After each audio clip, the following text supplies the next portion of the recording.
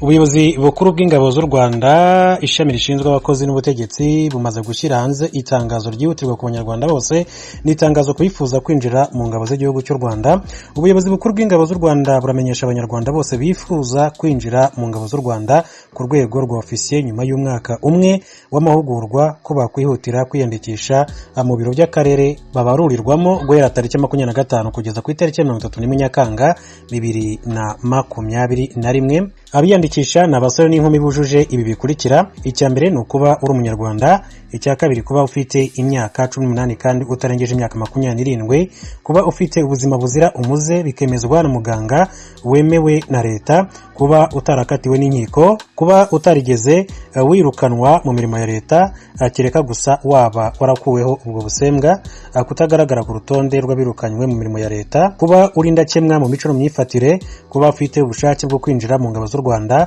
kuba uri ingaragu, kuba ufite icyemezo kigaragaza ko warangije icyiciro cya mbere cya IPRC mu bumenyi bwihariye AA Engineering, kuba ufite icyemezo cyerekana ko warangije icyiciro cya kabiri cya kaminuza A0, kuba utarengeje imyaka 24 y'amavuko kubize iby'ubumenyi rusange, kuba utarengeje imyaka 27 y'amavuko kubize iby'ubumenyi bwihariye specialist mu ishami ry'ubuganga medicine cyangwa se ubuhanga engineering mu gutsinda ibizamini bizatangwa. Abiyandikisha barasabwa kwitwaza ibi bikurikira: indangamuntu, icyemezo cyerekana amashuri wize, icyemezo cy'ubudakemwa mu mico n'imyifatire gitangwa n'ubuyobozi bw'umurenge, icyemezo cyo kuba utarakatiwe n'inkiko. Abiyandikishije bazakora ibizamini by'ijonjora kuva ku itariki ya 2 kugeza ku itariki ya 9 Kanama 2021 saa 2 za mu gitondo aha hakurikira: mu mujyi wa Kigali ni ku itariki ya 2 Kanama no kuvuga kwezi kwa 8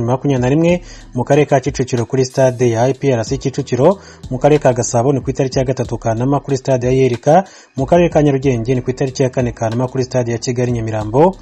Icya kabiri intara y'amajyepfo akarere ka Gicumbi ni ku itariki ya 2 Kanama 2021 kuri stade ya Gicumbi, mu karere ka Burera ni ku itariki ya 3 Kanama 2021 ku biro by'akarere, mu karere ka Musanze ni ku itariki ya 4 Kanama kuri stade Ubworoherane, mu karere ka Gakenke ni ku itariki ya 5 Kanama 2021 ku kibuga cy'umupira cya Ngando, mu karere ka Rulindo ni ku itariki ya 6 Kanama ku kibuga cya Gasiza, mu ntara y'amajyepfo mu karere ka Nyamagabe ni ku itariki ya 2 Kanama 2021 kuri stade ya Nyamagabe, mu karere ka Nyaruguru ku itariki ya 3 Kanama 2021 ku kibuga cy'umupira cya Ndago, mu karere ka Gisagara ku itariki ya 4 Kanama ku biro by'akarere, mu karere ka Huye ni ku itariki ya 5 Kanama 2021 kuri stade ya Huye, mu karere ka Nyanza ni ku itariki ya 6 Kanama 2021 kuri stade ya Nyanza, mu karere ka Ruhango ni ku itariki ya 7 Kanama ku biro by'akarere, mu karere ka Muhanga ku itariki ya 8 Kanama kuri stade ya Muhanga, mu karere ka Kamonyi ni ku itariki ya 9 Kanama ku biro by'akarere,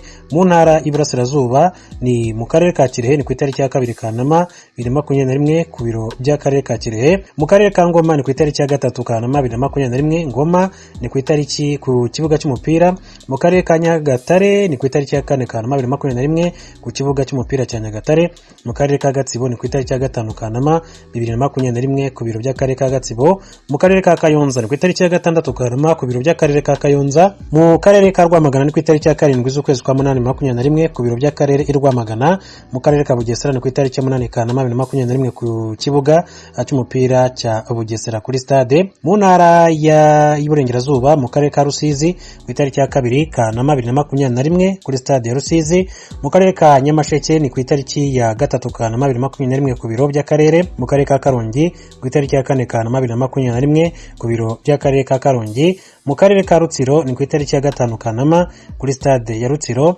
mu karere ka Rubavu ni ku itariki ya 6 Kanama 2021 kuri stade ya Rubavu, mu karere ka Nyabihu ni ku itariki ya 7 Kanama 2021 mu kigo cya Gisirikare mu Kamira, mu karere ka Ngororero ni ku itariki ya 8 Kanama 2021 kuri stade ya Ngororero. Iri tangazo rero mushobora no kurisoma kandi ku rubuga rwa Minisiteri y'Ingabo wandikamo www.mod.gov.rw. Ikorewe i Kigali ku itariki 22 Kanama 2021. Bernard niyo mugabo Lieutenant Colonel umuyobozi mukuru ushinzwe abakozi n'ubutegetsi mu ngabo z'igihugu cy'u Rwanda RDF ni washyize umukono kuri iri tangazo. Tuve kuri iyi nkuru dukomeze turebera hamwe n'andi makuru atandukanye akomeje kugenda avuga. Mu gihe abatuye batuye umujyi wa Kigali mu Rwanda bakomeje kwegerwa bapimwa COVID-19, abatuye mu tundi turere tutari muri guma mu rugo barasaba leta ko nabo bakwegerezwa ababapima bakamenya uko bahagaze. Ni inkuru y'umunyamakuru w'Ijwi ry'Amerika Asumta Kaboye. Ikigo cy'igihugu gishinzwe ubuzima RBC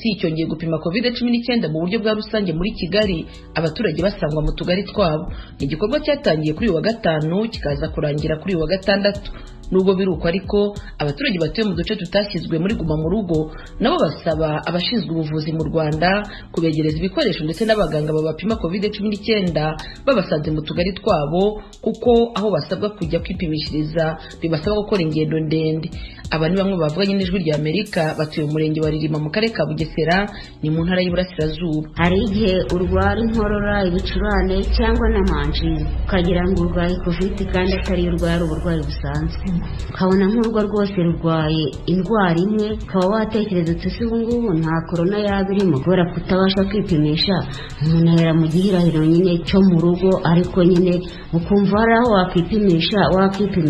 Nk'abaturage batuye muri kano gace twakifuza ko byaza hafi yacu, noneho rero izo serivisi tukaba tuzikorerwa hafi. Kwipimisha gusa ejo hari message twari twabonye itubwira ko ibipimo bisa naho biri kugenderwa bikeya, ko ngo umuntu ushobora kuba yikeka ko ashobora kuba afite ibimenyetso bya COVID ashobora kwishyira mu kato akajya mu cyumba cye, noneho mu gihe yumva ko arushaho kugenda aremba noneho akabona kujya kwa muganga. Kubera nyine numvise ko ifata umuntu akagira umuriro, agakorora no guhumeka nabi. Muri ibyo bimenyetso nkaba nyine narafashwe n'izo giripe. Dukeneye nyine abaganga baza kudufasha gupima COVID. Abafite amavuriro yegereye abaturage azwi nka poste de santé wavuganye n'Ijwi ry'Amerika yumvikana asaba leta y'u Rwanda kubaha uburyo bapima indwara zose kuko bakira abarwayi benshi. Uwera Marceline ayobora poste de santé ya Kabeza mu murenge wa Ririma mu karere ka Bugesera. Gusa twakiriye abarwayi benshi ariko bafite inkorora nyinshi, imiriro, ibicurane, uburyo natekerezaga ko ari na COVID, nkajya mpamagara ngo batuzanire n'ibipimo wenda tujye dupima no kuri poste de santé, bikanga ngo kubera ko ibipimo ari bikeya bakatubwira bati tujye tubohereza ku kigo nderabuzima. Kuko kumubwira ngo hita uva hano Ririma kwipimisha ahita yumva ari kure, avuga ati yumviye hano kwivuza ndongere ntege ngi Ririma, ariko twabaye tubifite twakabaye tumupimye, ahubwo wenda tugatanga raporo tuti uyu munsi twabonye abarwayi abana. Uyu muforomo asaba inzego zishinzwe ubuzima mu Rwanda ko byabafasha bahawe ibikoresho bipima COVID-19 mu gihe muri iki gihe indwara irushaho kwiyongera umunsi ku munsi. Icyifuzo ngiye mfite muri iki gihe cya COVID, kubera ko abarwayi benshi batugana, nifuza ko mu maposte de santé bashyiramo ibikoresho byo gupima COVID bakaduhugura, hanyuma umuntu tubonye ashobora kuba yifite tukamupima. Centre de santé iri kure cyane, nko kuva hano kuri moto ujyayo ni amafaranga 1000. Ikindi cyifuzo mfite nuko mu nkunga zigenda ziboneka twahabwa inkunga nk'udupfukamunwa, nko kubona amazi yo gukarabya abarwayi buri munsi. Ni ibintu byiyongeye, kugira isabune yo gukaraba buri munsi, kugura udupfukamunwa,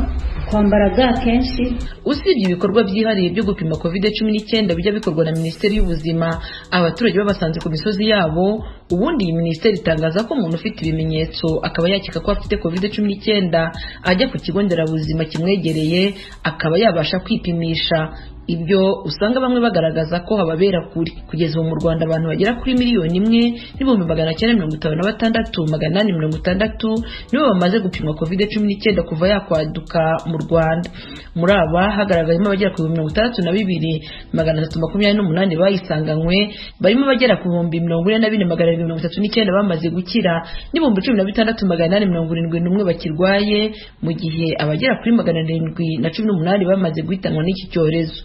Asumta Kaboye, Ijwi ry'Amerika, i Kigali. Mu gihe ishami ry'umuryango w'abibumbye ryita ku biribwa PAM rikomeje gutanga amafaranga yo kugura ibiribwa ku mpunzi z'abarundi ziba mu nkambi ya Rusenda iri mu burasirazuba bwa Kongo, hari impunzi zivuga ko zihangayikishijwe nuko zitari guhabwa ayo mafaranga bitewe nuko zibuze ku rutonde PAM yasohoye rw'abagomba kuyahabwa. Ni inkuru y'umunyamakuru w'Ijwi ry'Amerika Vedaste Ngabo uri Uvira. Mu gihe ari ibyishimo byinshi kuri zimwe mu mpunzi zo muri inkambi ya Rusenda